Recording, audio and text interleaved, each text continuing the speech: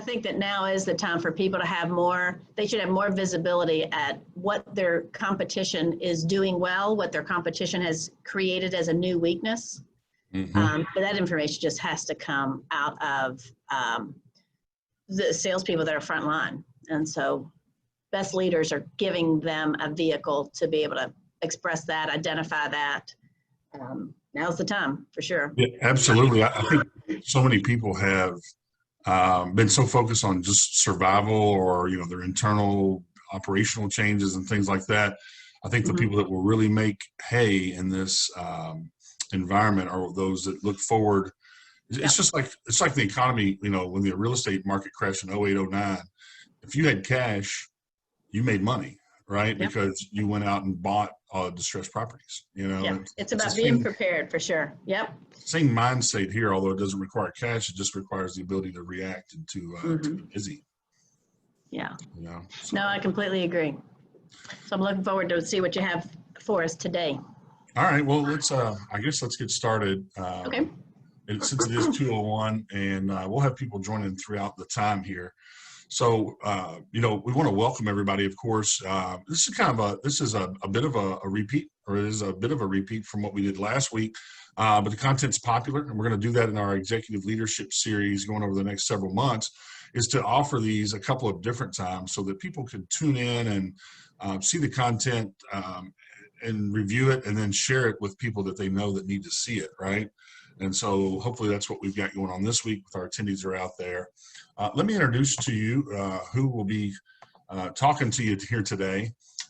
First of all, my name is Matt Simons. I'm the VP of Business Development at Oasis Solutions here in Louisville, Kentucky. And what we do typically is to help businesses to identify inefficiencies in their current workflows and processes from a business system standpoint and help them to modernize their business systems. And so we do that with consultative approach and 29 years experience in the industry. Oasis has been a leader in this space for quite a while. I'm excited and happy to have with me today a good friend and a colleague and a mentor at the same time, Miss Amy Romines Rudy, Miss Amy Rudy from Impact Sales Systems. Amy, tell us a little bit about your business and how you are in the sales field here.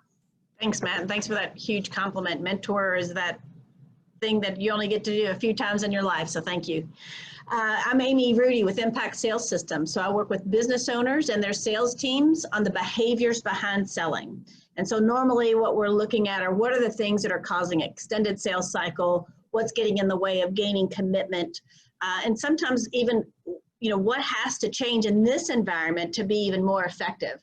So in my, I don't know how long it's been, let's call it 12-ish years of working with this, it's amazing how many folks have been able to shift their sales process or their sales skills based on what the environment is demanding.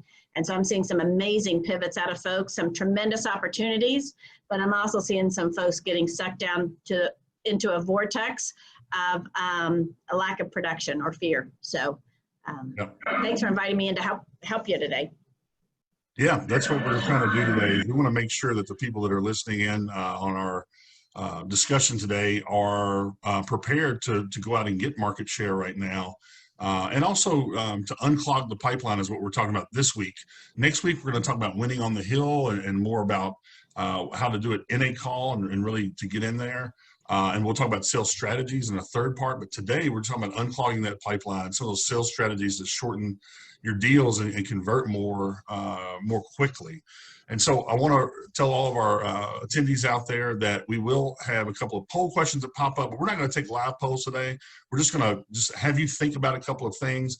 And then at the end, however, there will be a poll to see how we did today and how we can help you engage in this content in the future. So that being said, all right, so let's talk about some of the things that really kind of are hurting our sales cycle. Why does it take so long to close a sales deal anymore? And this really was applicable back to 2019, but is really applicable now in 2020 as we enter this global pandemic and new operational awarenesses in the workplace. So the first thing is, you know, even these sales cycles that I'm going to show you here, just some data that was produced from Gartner Analytics. really is probably extended itself even beyond this nowadays. But you know, businesses take time to buy things. Sales cycles are taken somewhere between 16 and 24 months. And if you're a sales rep out there or a sales leader out there, you're probably thinking to yourself, that seems like a really long time. My sales cycles don't take that long. Well, that's unfortunately because you're only involved in 15% of that. Gartner research tells us that the sales rep in the modern buying cycle is only engaged 15% of the time because people can get their information from other sources. So anyhow, that being said, people that are buying purchases that are over $25,000, they're taking about a year and a half, almost a year and a half to make these purchase decisions. And you think, well, you know, I don't sell things that are that expensive, so, you know, it's probably shorter for me. And in fact, the research tells us that those purchases that are just $5,000 and over are averaging about 24 months in the time to buy. So really, the questions that we want to address today are really just three. The first one is the longest one that we'll talk about. But why are sales cycles taking so long, right? Why aren't we converting more deals? And then how can we increase our sales effectiveness? So let's talk about the first one first here. When we say, why are sales cycles taking so long? It's an age-old question, right? And so I think the first thing that you have to look at is that today's buyers get a long, hard slog, right? I mean, this is the sales cycle today. Does it look pretty simple, right, Amy? Yeah, train wreck, basically. Right. And so, you know, from start to purchase, I mean, you're looking at, well, actually, let's talk about this. What's the reason that this looks like this? The reason this looks like this is that you have more buyer roles on more buyer committees making these buying decisions, right? So it used to be maybe one or two people in the company would be tasked with going out and purchasing something. But now, and the way corporate culture works today and the way operational efficiencies work today, you've got the HR, the finance, the payroll, the IT, maybe the venture capitalist or the equity person, just all these different roles with different perspectives, different needs coming in and muddling up the sales cycle, so to speak, right? If we are not taking people on that buyer journey, they're going to take us on a buyer journey. Right.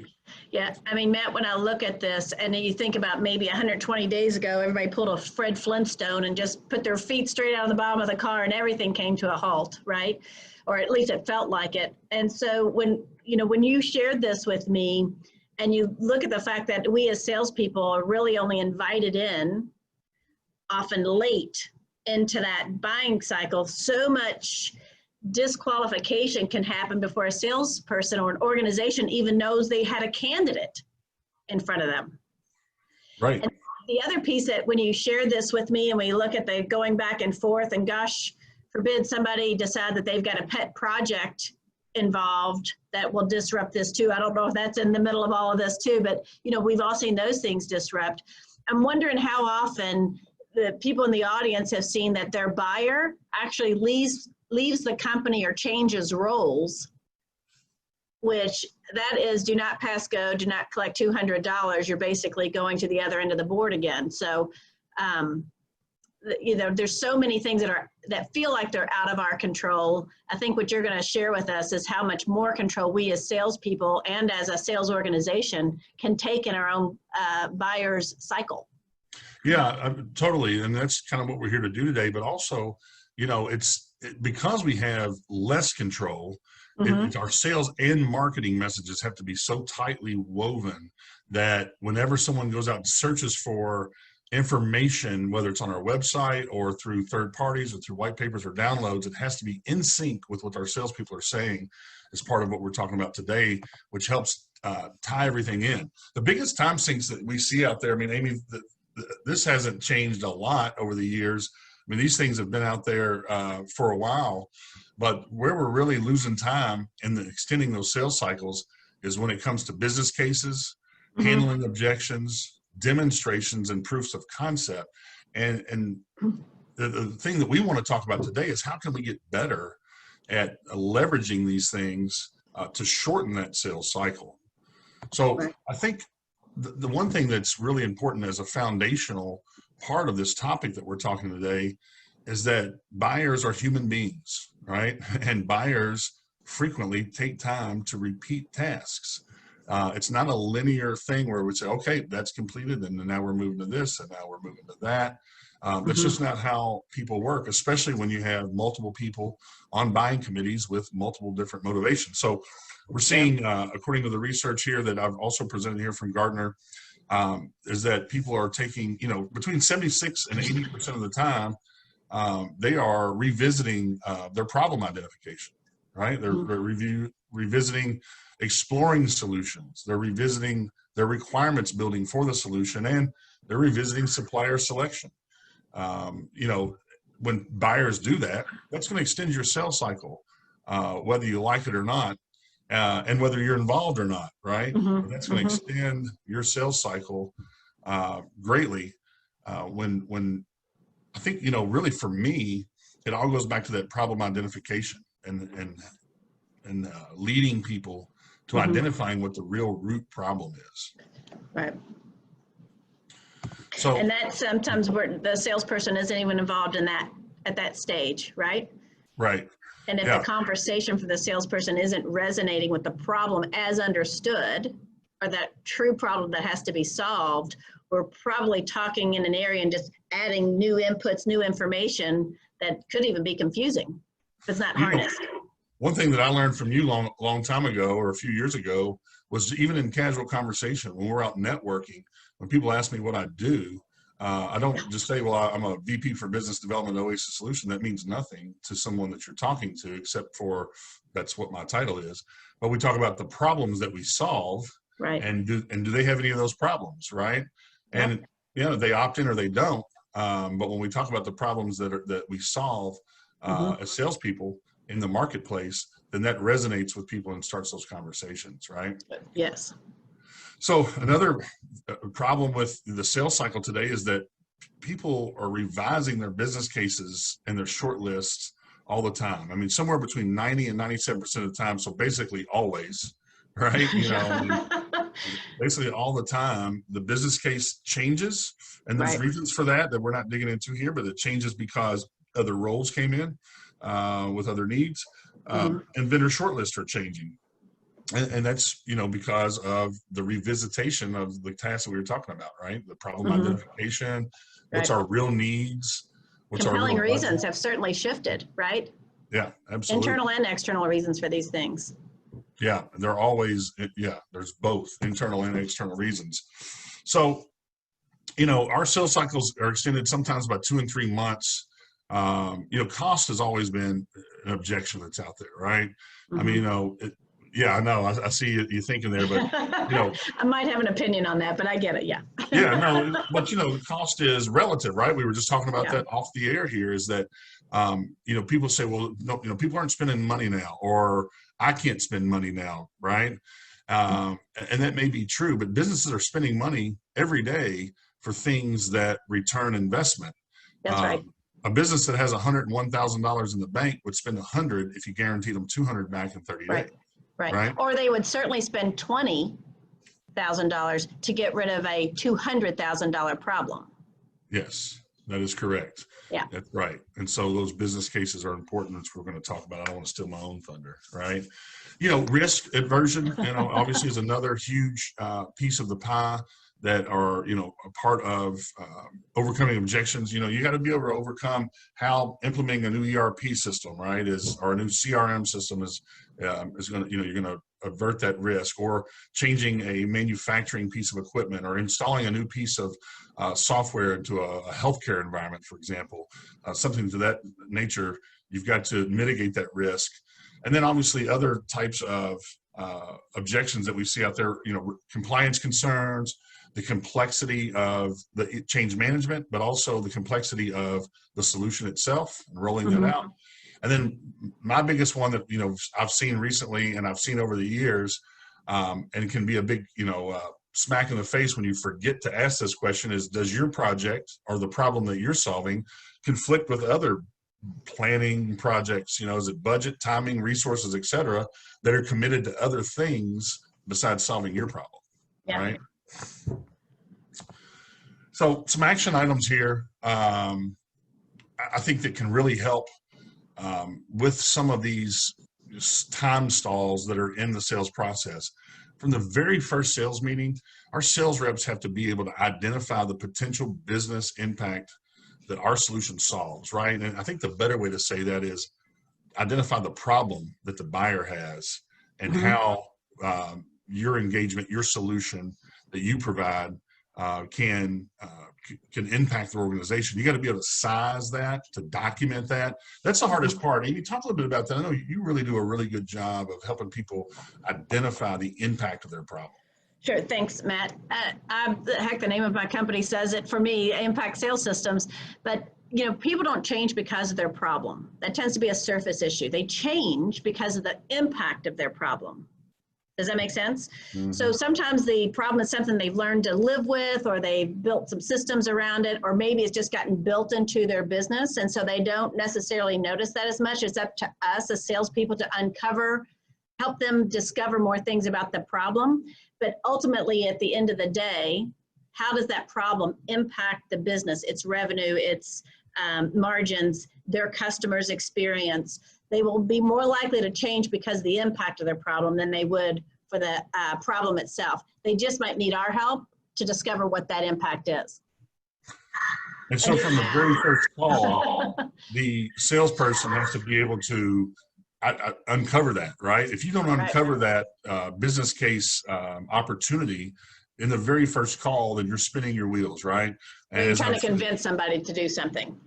Right. And we don't want to convince people to do anything except for solve their problems. That's right. That's right. And so we have to be able to size and document, to justify our engagement and the cost. So we can, you know, I like setting those price expectations in a range, you know, on that first call, because if you're, you know, if your service is $10,000 a month and the person's thinking $500 a month, that this problem is worth solving, then right there, that's a disqualification, you know. It's something worth exploring, right? You don't just give up right then, but that's big time. And then also, you got to mitigate people's risk via reference stories. So I'm a big believer that stories sell, right? And stories can always be positive. Sometimes they can be negative. What I mean by that is you can tell stories of woe, you know, people that didn't act and here's what happened, or people that did act and here's what happened. But we have to be able to show folks that either they are gaining a solution or they're losing an opportunity. Would you agree? I would. And Matt, when you talk about justifying the engagement or the cost, and all that's internal and external cost, right? But when they give you a number that just doesn't seem reasonable, or somehow your early estimates scare the heck out of them, you know, I want to know where their expectations came from. Because if they think that they can solve this issue for a couple of grand, if they validly have examined that, I'm okay with letting them go. But if that's just an uneducated number they're using, a number they would like to be able to spend, it tells me they don't fully understand their issue, right? So truly understanding the costs and losses associated with the way they're doing it today, that brings them into your conversation, is where their budget should be. And so it's not an automatic disqualifier, but it does tell me how aware the prospect is of the real issue and, frankly, the impact of that issue. Another time sink that we've talked about and we referenced here is demos. And demos are popular. I mean, look, think about it. What sales rep doesn't want to get to the demo stage? It's usually a checkbox in your Salesforce.com or your NetSuite CRM or whatever you're using, right? It's a checkbox. Hey, we're at demo. And then your sales manager goes, oh, you really got something working here. What's your big demo coming up, right? Yeah. And you know, and prospects prefer demos. They love demos. They think it's, you know, about half the people think it's the most valuable sales interaction. And I get that. I mean, you know, it's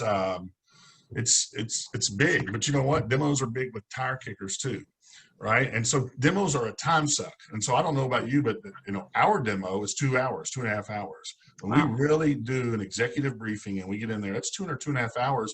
People are making a $100,000 buying decision, right? And you know, probably year one and then ongoing. And then those are just, you know, in a range again, right there, Amy. But still, you know, it's a big time suck for the client and for us. Right. And, you know, it's the data is showing us that about 60% of buyers respond to vendor sales and marketing when they're not even buying, right? I mean, they're just out oh, we just want to learn more. You know, we'd like to see what's out there in the marketplace and things like that. The point of, I think what we're going to uncover here today is that there's ways to do that, right? Yeah. It's not necessarily with your senior vice president and your sales manager and your rep or whoever it is on the phone with somebody for 2.5 hours doing a demonstration. It's one of the most expensive processes businesses have, and that is putting all that horsepower on one phone call if it's for somebody who's not truly qualified for that demo. And we're going to talk about that here in a couple of weeks, Amy. I mean, next 2 weeks, you know, we've got your the Winning on the Hill, which is going to be great. That's going to tie into this. And then on the back end, we're going to talk about scalable sales models. And it really addresses this in more in depth about, well, you know, because outbound sales is expensive, right? It's expensive. You usually have to pay in a rep, and you got travel, and you got to take people out to lunch, and la, la, la, la. So how can we really streamline that and be more profitable? Yeah, good. Another time sink is proof of concept, right? And so this is only for certain types of businesses, but, you know, definitely in technology, it happens a lot. Sometimes in manufacturing, other types of businesses as well. People say, well, we want to test it out with our data, right? You know, let's use software, for example, here. We want to test things out with our data, or we want to do a trial run with your machinery or your business, or, you know, let's do that.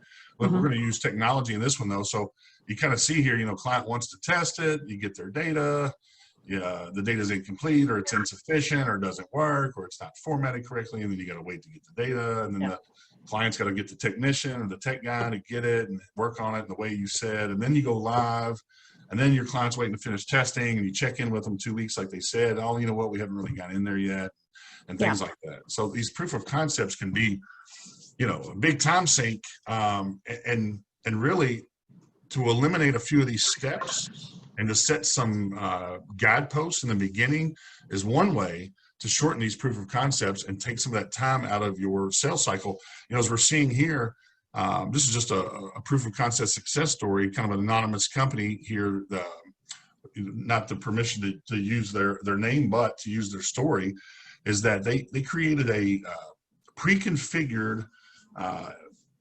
database and API connection, so that and had the client data formatting figured out, so that when a client wanted to test it, boom, it went right in there, and within hours it was spun up into that environment, and they had that worked out very seamlessly, right?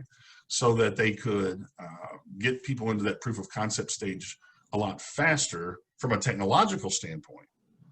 But what I think really is good is, I'm going to skip down to part 2 there on the screen, is when we're talking about proof of concept, you've got to define your proof of concept success criteria. Right. What does success look like? You know, if we prove X, Y, and or Z, is this a buying decision made? And the time frame. How long? You know, is this a week? Is this 2 weeks? Is this a month? If you establish that path to purchase prior to the proof of concept, and you can innovate your delivery method where it seems simple. If your proof of concept is simple, what does your solution mean? It's simple, right? Easy to buy, right? So in that proof of concept stage, I don't know if you've ever seen this, where sometimes if you ask them, you know, what does proof look like to them? What does success look like to them? And if we know what the related costs are to the problem, then the proof of concept is proving that it can eliminate those costs. Right. The real kick in the can sometimes is that when the proof of concept is being used just to build the business case so they can present it to the budget holders. And so if proof of concept isn't on its way to decision, but is instead on its way to being able to highlight the issue within the organization, it's been protracted even more. So understanding how the proof of concept process fits into their decision making, who all is aware that the proof of concept is underway, who's in those checkpoint meetings, that's absolutely critical. Because as salespeople, we'd love to know they're doing proof of concept. I just don't know if we always know to what end. Exactly my point, and that goes back to the first bullet point that's on the screen about meeting the demand for demos in a scalable way. It's kind of the same thing with proof of concept, right? When we talk about sales and marketing being aligned in your messaging and really in your overall sales effort, because the sales cycle is so spread out and disparate now amongst different roles and all that type of stuff, using micro demos as a marketing asset is one of my favorites. If you've got 2 to 3 minute vignettes, videos that show how this works and how this works, maybe it's how ERP software works for manufacturing or for warehousing or whatever it is, people will consume that content, because it's short, it's concise, and it speaks to their role. And if you define those clear qualification gates to get to the full demo, right? I mean, if we would have people watch vignettes of small scalable demos, right? But they're like, well, this doesn't really fit our need. Then why would we give them 2.5 hours of our time? Right. It just doesn't make sense. So if we can have the ability to have them kind of go through these qualification gates in order to meet the full demo, then I think that's where we really see some traction. Yeah. And in those vignettes, it'll tell you a lot about your product and what's resonating in the market or in a particular industry, because you can capture who is moving through those gates. What was the message or the draw that pulled them into that piece of the system instead of the entire system, which, as you just talked about, can be an absolute forest to navigate. So very good. I like it. Yeah, and with any type of modern marketing software, like for example, we use HubSpot, maybe tied in with our CRM. You can see who's opened the email, who clicked on the content, how long they were there, did they share it, all that type of stuff. So, if your systems aren't modernized from a sales perspective, then you're going to have some difficulty executing some of these. Working at a disadvantage.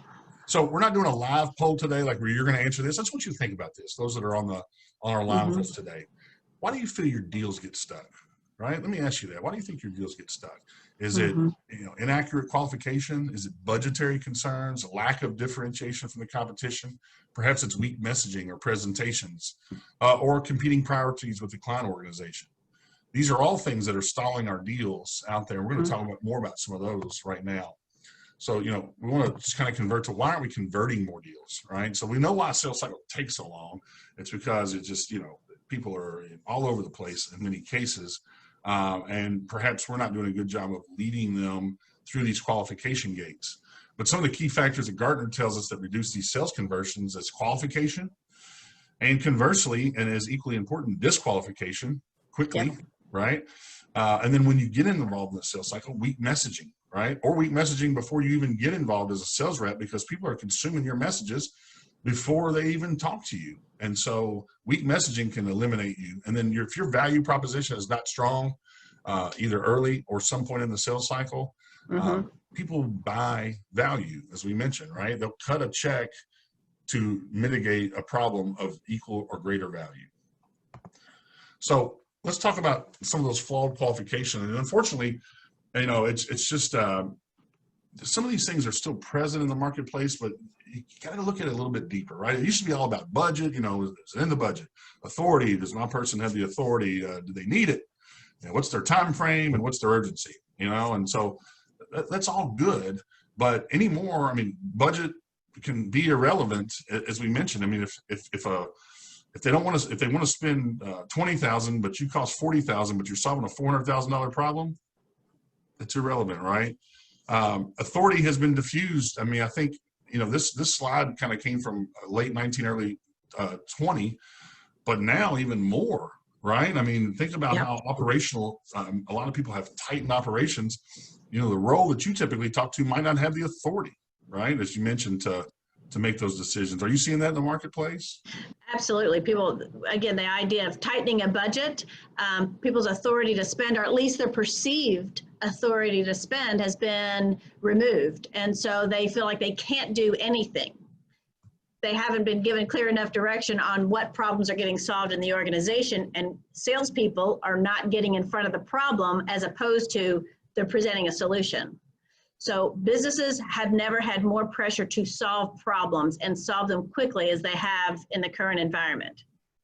If we're not solving problems, only offering solutions, then we don't have time for new stuff. We only have problems to solve. So that authority has been distributed in such a way, or sucked so far back into the corner office, that it appears that very little is being done, and it's just not the case. And then we talk about need. Need is diverse, right? Does the organization need it? Yeah, well, the CFO needs it, but does the HR person need it? Does the IT person need it? Does the venture capitalist person think they need it? Right? Need is diverse and needs to be explored in a diverse manner. And then time frame and urgency, we've touched on it before, but I mean, you know, first of all, how much money is this costing? Is that a lot of money? Right? And then also, is this a problem that you need to solve, or you want to solve, or you gotta solve? Right? And so getting to those questions is great. I think really to look deeper at signs of real opportunities is how many active stakeholders are you engaging with? If you're just engaging with one role that's not owner, right?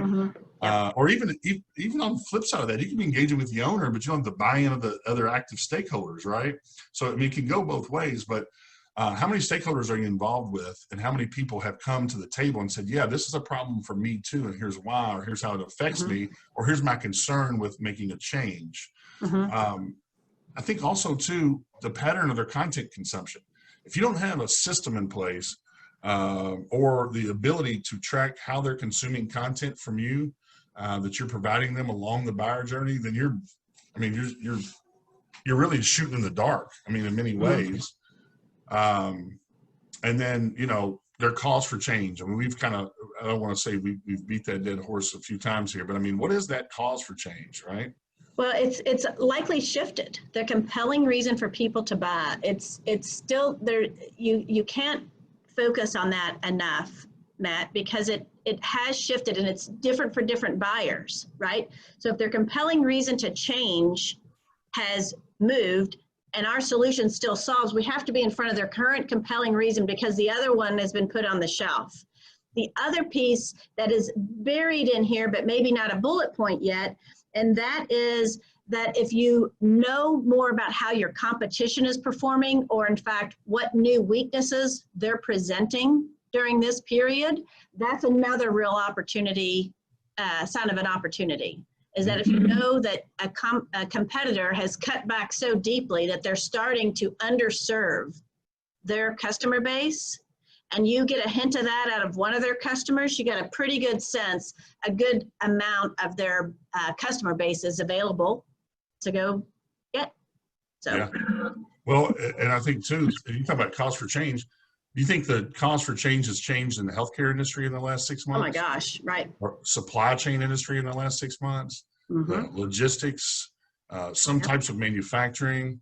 I mean, the reasons they were going to buy in 19, besides being flush with cash and having a big booming economy, have changed. I mean, the needs have changed. The cause for change is different, and we have to be on top of that. Yes. And then to complicate matters even more, we'll just throw this in there. I mean, there's up to 9 different roles that can disqualify your deal, right? IT can say, not secure enough, don't like it, doesn't fit in our server, we're a Microsoft shop, whatever, right? Yeah. Strategy and planning, your procurement team, you know, we got to get 3 bids, you know, got to go out and take this to RFP. Finance department, you know, we said it's not the budget, you know, venture capitalists, you know, PE, private equity leadership, right? Comes in and says, you know, yeah, we're not really doing that. So a lot of different, just realized I've got venture capital on here twice, but they're twice as hard sometimes. So a lot of different roles. I mean, you know, average people in the buying cycle for new IT purchases, for example, and I work, you know, in the IT space with software. So this kind of resonates with me, you know, can be up to 9 different people. So I mean, it's just crazy. So another thing that we talk about, weak messaging, big pet peeve of mine, you know, I mean, immediately disqualification. I mean, you're out of the deal if you can't differentiate, right? Differentiate from the competition, differentiate from other solutions in the marketplace, differentiation from doing nothing, right? I mean, you know, instead of, if they do something with you, how is that differentiating, right? Low quality sales presentations hurt our sales reps in the field, you know, when they're not uniform as well. I mean, the worst thing you want, I've worked for larger and smaller organizations. The worst thing you want, especially in a smaller organization, is your, you know, Sally sales rep creating her own materials, right? To take out, or making a hodgepodge of different PowerPoints and then bringing something that's not coherent and not approved by marketing and on brand. Right, yeah. And that leads to confusing and contradictory material, right? So while there might not have been their goal, oftentimes it leads these presentations that are confusing. And then obviously we've talked about too, immediate disqualification is when your pricing is misaligned to their expectations. And then there's ways to dig into that as you mentioned earlier in the presentation. Mm-hmm. So some actions to increase conversion, just wrapping up a little bit on this section here, is you got to articulate the business impact of your solution. You've got to be able to do that. Use those points of differentiation consistently. But what if, you can speak to this, Amy. A lot of people don't know what their points of differentiation are. They don't know how they're different from their competition or how they're or against inaction, right? Mm-hmm. Yep. Tailor your content by role. This is where that sales and marketing, being tight is to be able to tailor your content by role. The reason, and I'll use, my business, the reason for a CRM or ERP purchase is different for the HR person than it is the finance person, than it is the IT person, than it is the operations person. Right. And they all have similar cores, but the way they come at it and their view is totally different, on these. And plus those other things we talked about, risk and competing priorities, et cetera. Each department has their own. Everybody's solving for their own X, right? Different solving for X because of what they're measured by or what their information is. And so the way we present our solution specific to that allows them to make a much faster decision. And if we leave it to them to make those connections by themselves, it's just going to protract, if not completely derail the opportunity. We were talking about different stakeholders involved in the process too. If you haven't identified those stakeholders and don't get as many as possible, if not all, to the table, you've got someone who works in, let's just say, a finance role selling your product. Right. Right. Right. Good luck. Or someone in an HR role selling your product. Right. Yeah. It took me 5 years to become a subject matter expert at a minimum. I think that's generally accepted. And this dude's going to figure it out after talking to you for an hour. Not a bet I'm willing to make. Exactly. And so a way that you can test your content, use your peers and advisors, your strategic partners, and other people to see how it resonates with them. Use your existing clients. Say, hey, I'm working on some new messaging. You've been a great client of ours. Would this resonate with you?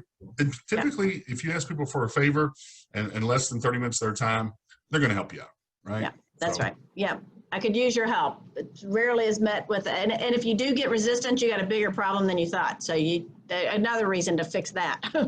Right. So a couple of ways that we can increase our sales effectiveness. People want you to help them know what to do. That's the role, to me, of the modern salesperson, right? Is to identify issues, make the people know that they're heard, the different roles know that they're heard, and then help them to know how to buy from you, right? And lead them down the path with guided, like I said, guideposts along the way, even providing a plan up front that shows them, here's the typical steps that a customer would make. For years, Amy, you may or may not know this about me. I think you do. I used to DJ like weddings, right? And so I would say, hey, here's a typical timeline. Now we can make some changes here, but in general, we've got to do the first dance and we got to cut the cake and we got to make a toast, right? And so where we put those could be different based on, individual tastes, but we got to lead them through the process. So right, that's right.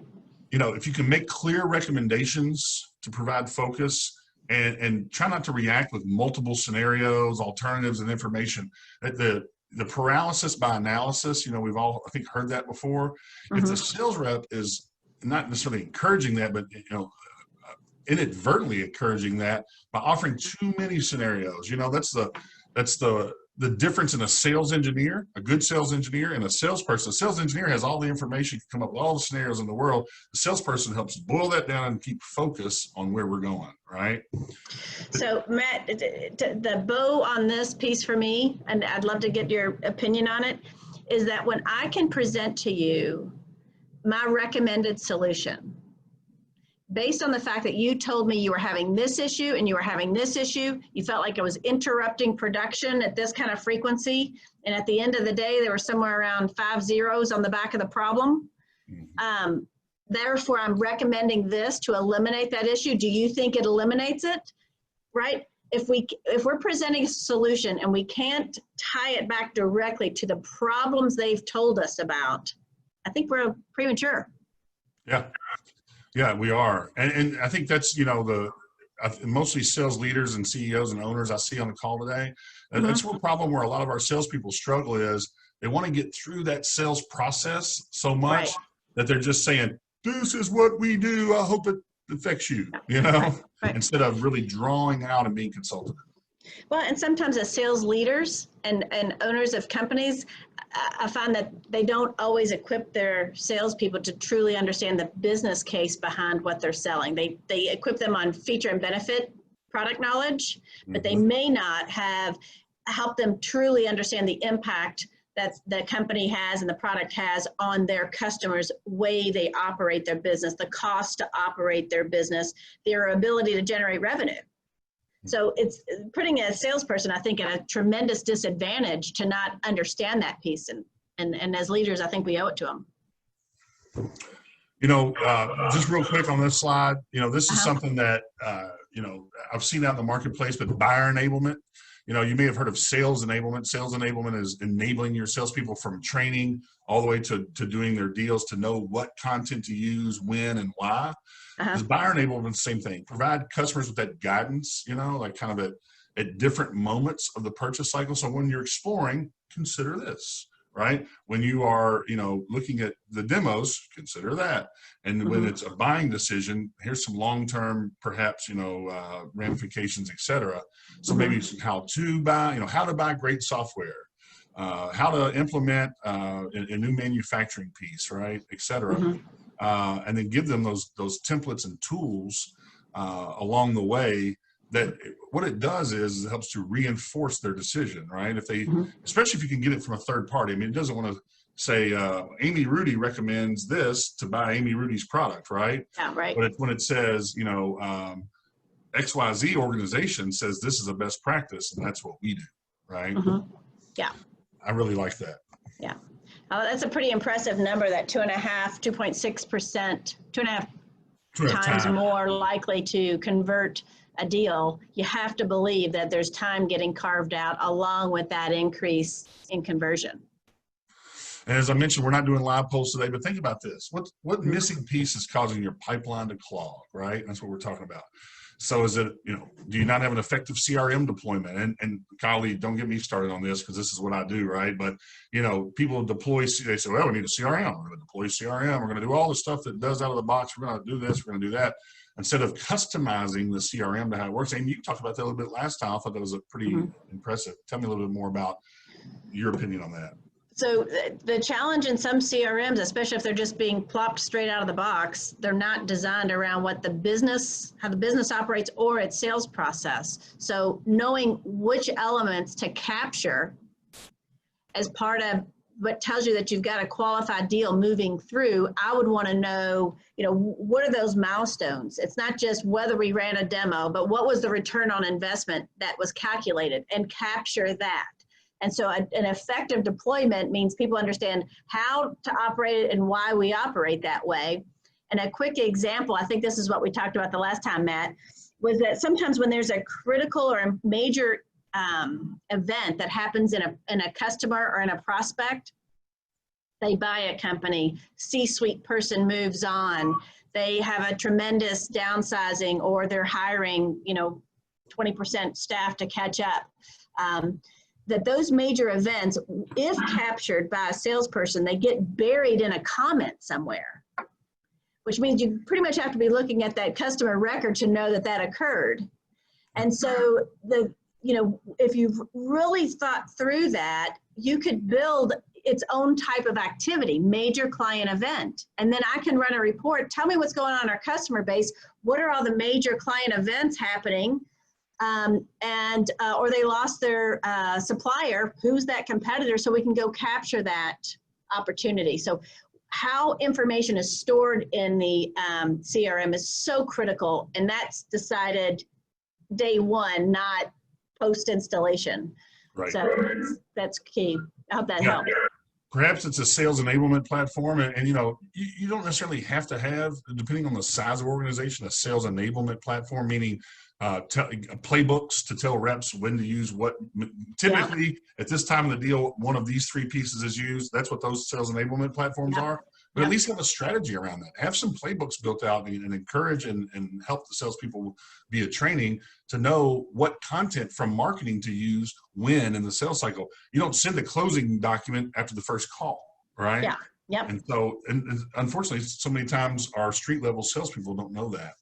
Right. Good. And no way to track or inspect that that's what might be getting in their way. You ever see that is that, I don't know why my sales guys aren't producing, but they have all the tools they need. Yeah. How are they using them?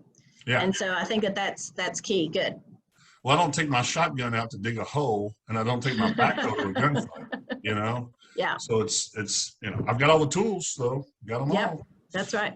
Right. Yeah. So weak collateral and presentations can kill us. Older website. I mean, guys, I'm telling you, if you're, I don't sell websites. I'm not advocating for anybody here, but if you haven't redone your website in about 5 to 10 years, it's probably an older website. And when people go to see that, you look like an older business. And so it's just something to consider.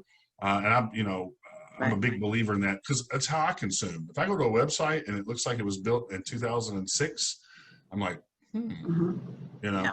Unless it's in the current environment, if it's not considering current needs, back in the day, the idea of a website was almost a CapEx event, and there was this major investment in it, and then it sat there like this big giant trophy that nobody wanted to mess with or could mess with. The fact is, it's probably the most living, breathing part of your sales tooling, and it needs to be able to adjust to what you all need it to be right now. More importantly, I guess what your prospect needs it to be right now. Well, and as we said, the sales rep's only involved in about 15% of the sales cycle. Guess what's involved the other 85%? That's right. Your website. That's right. and similar. So anyhow, we beat that horse. So summary of our focus areas today, right? Business cases, build them, use them, know what they are, identify them, and hit them often. Go back and keep hitting that business case all down through the sales cycle. And just confirm that it's still valid, because if it's shifted on their end and they haven't updated it for me, the salesperson, I'm working at a disadvantage, and I put myself in that situation, right? By not double checking, is this still the case? Is this still what's going on? Has anything changed since we last talked? I can't tell you how important that question is to ask. Oh, it's huge, because especially if you had a deal that was rolling in February, and it got pushed to June, I guarantee you something changed. This year, for sure. So qualification and disqualification, know how to qualify and how to disqualify. And it's okay to disqualify deals.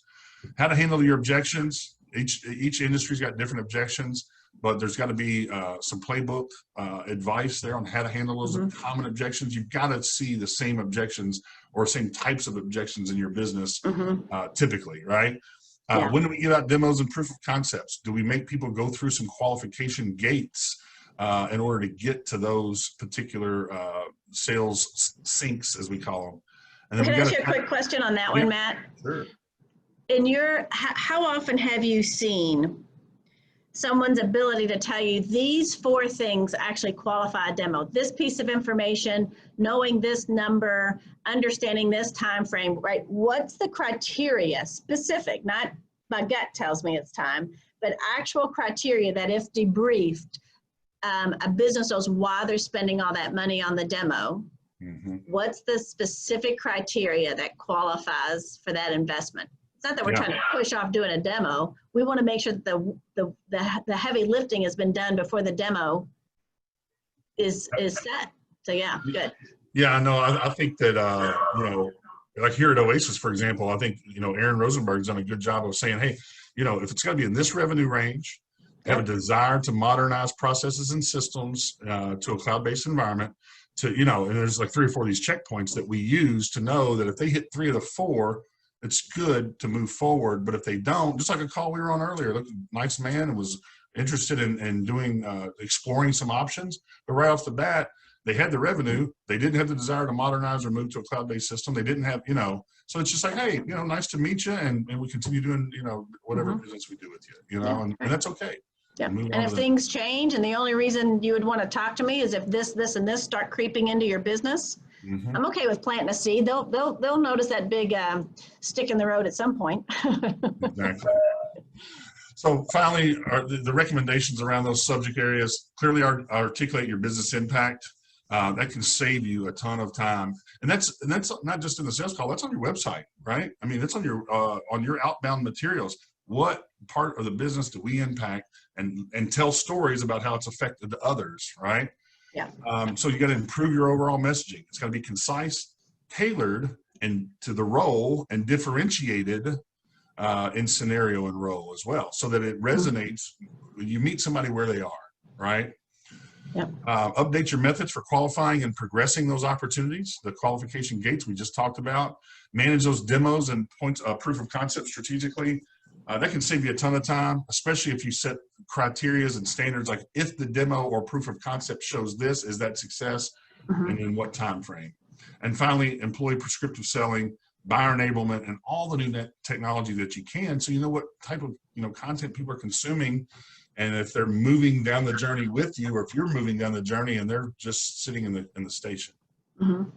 Yep. And that information's at our fingertips anymore. Yep. It really is. So thanks everybody for joining us. Before we go though, Amy, tell us about what we're going to see in the next 2 presentations. Sure, thanks. So we're going to talk about winning on the hill. And as I mentioned earlier, I'm a behavioralist. So I'm always looking at the behaviors behind selling, the behaviors behind our sales process. So we're going to focus on what it means to win on the hill. It's actually a racing bike reference. And so what that means is that it's hard to gain ground on a competitor when you're going downhill. I mean, you're competing against gravity, for Pete's sake. Don't fall off the bike and everybody gets down at about the same time. Pick a decent line. Winning is around what somebody is willing to do on the hill. Getting out of the saddle means you're standing up and you're pedaling. So how do we outperform our competitors? It's about being better trained, better tooling, more grit, more determination, when to be strategic and when to be aggressive. It all comes from how do we outperform our competitors on the hill. So we're going to get deep into that and what that means for us as salespeople. There's more market share available to many of us right now than there was when it was situation normal. Everybody had a home. Right now we've got competitors that are failing to perform, underserving their clients, which means I no longer have to go chasing something down based on price. I've got to get the performance back into that customer base. So we're going to look at those, have a lot of takeaways. I believe in providing tools that people can use immediately. So I'm excited to share that with you all next week. So, bum, bum, bum. Yeah, me too. Me too. Hey, had fun again with you, Amy. Really appreciate it. As far as my expertise goes, if you're interested in learning what unified CRM can do for your team, make sure you hit us up, and we'd love to discussing your business needs. And I know, Amy, from your side, if you're having trouble hitting your numbers and you want to make more sales and be more profitable, I know you can always help people too, and are always willing to do that. Happy to start a conversation. That's for sure. Thanks, Matt. Yeah, absolutely. Okay, Amy, well, let's wrap it up for this week, and we will see you next week. Same bat time, same bat channel, and we'll be talking about winning on the hill. Awesome. Thanks, Matt. All Thanks, right. everybody. Yeah.